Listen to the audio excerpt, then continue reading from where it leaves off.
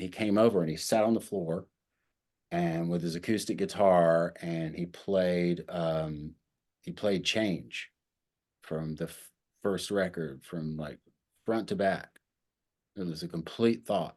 I think I said this, Brad. So I don't know, maybe afterwards or something, but I just said that dude is a rock star. Huh. It was like he was so good. It was clear the moment he opened his mouth, his voice. I'd never heard somebody, with that sort of, you know, a tone in their voice. It's beautiful. So yeah, then we spent the afternoon hanging out, and then we started drinking, and that's when I found out like all the other stuff. uh, So, and one day I knew the scope of it.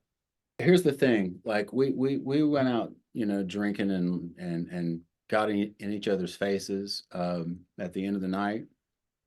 Is the gist of it, and that was one of the only times I never saw him take a swing. And it wasn't because he looked at me and knew,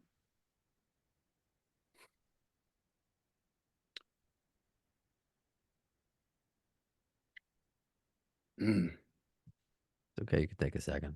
um, I was a kid. I was scared, out there in, LA, but he was not. And, you know,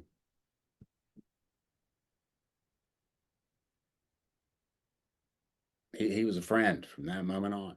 I'll never get over his death and all that. So, and I think all of us who were around at the time and knew him won't, and I so even from that perspective, I think about his mother, I think about Yeah. his family, think about his sister, and like how they must have felt, because that's like another level, right? Yeah. Um, so I don't know. No, It's just one of those things I'll carry to the grave, basically. And you don't ever resolve, or I don't, at least. I'm not, you know, capable of that, of resolving that kind of loss. It's just a hard loss.